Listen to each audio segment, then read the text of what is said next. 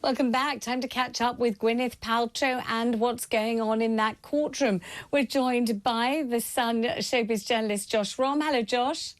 Hello, Vanessa. Good to be back. Good to have you on. Now, I know you've been keeping an absolute eagle eye on all that's going on with the court proceedings, but I think we should just dip in now and just have a couple of minutes of reality so we see what's going on. Then you can dissect it for us afterwards. So this is what's happening in court right now. You started calling your daughters, it sounds like, even before the I'm famous thing.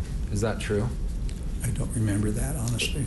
Shay said she took a call from you about 6-something. Okay. So about 6 hours later. Okay. Have you ever read her depositions? No. By the way, or Jenny's? No. I told him I wouldn't. Okay. And they had even expressed like, hey, Dad, we're kind of concerned because we got to talk about you and how you were growing up and things, and we're kind of concerned that it will hurt your feelings. Do you recall this? I didn't know why, but I don't remember them telling me that. I decided that before.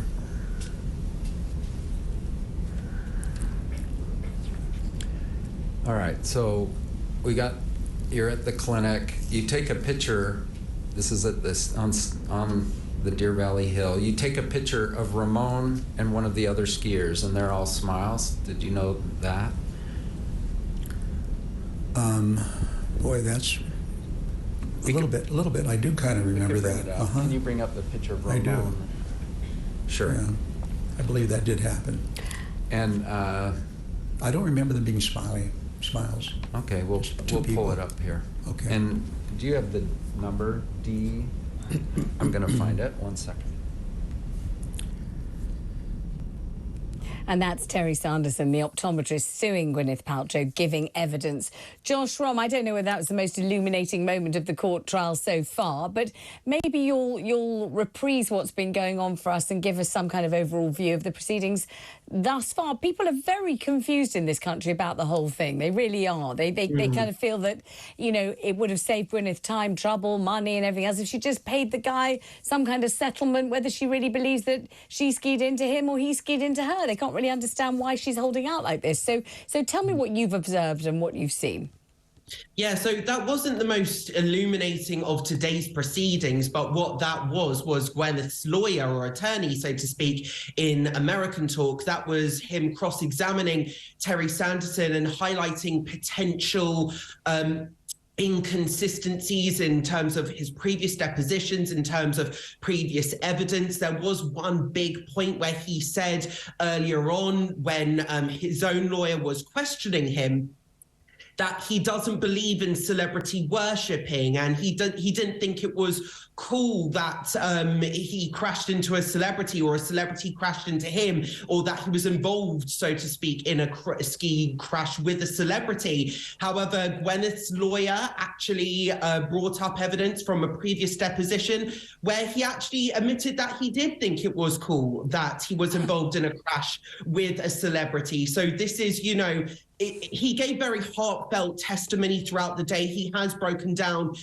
in tears in various parts when giving his evidence, especially when describing his relationship that he has with his daughters and how his subsequent mental health issues after the crash has affected him in that way. However, when describing the actual crash itself, he says that he didn't hear much before the crash. He doesn't remember too much of it. He only remembers a loud woman screaming before he was suddenly hit, so to speak.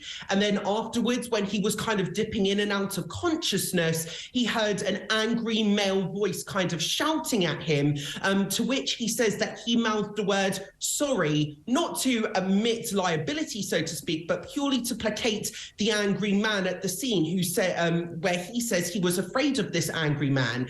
Now, Gwyneth earlier on in this trial said that at the time when he crashed into her, she says that her voice was actually raised after the crash. She felt her legs were split apart and she felt two random skis coming underneath. So this is two people with totally, completely different testimonies. So are you under the impression, Josh, that this will boil down ultimately simply to whom the court decides to trust and to who the court decides to believe? Because there seemed to be one witness who sort of saw a little bit but didn't necessarily see what actually happened.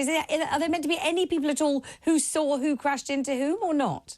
Well, we are expecting Gwyneth's two children, Apple and Moses, to testify in the trial today, as well as her current husband, Brad Falchuk. That's the TV screenwriter and producer. They're expected to testify today, so maybe they could give more evidence. Terry Sanderson as well does talk about a ski instructor as well, who kind of checked that he was okay and then kind of sped off. So he could give evidence as well. He says that he actually crashed into Gwyneth as well. So, you know, we are seeing conflicting testimonies. Ultimately, it is exactly how you said. It's about who the court believes.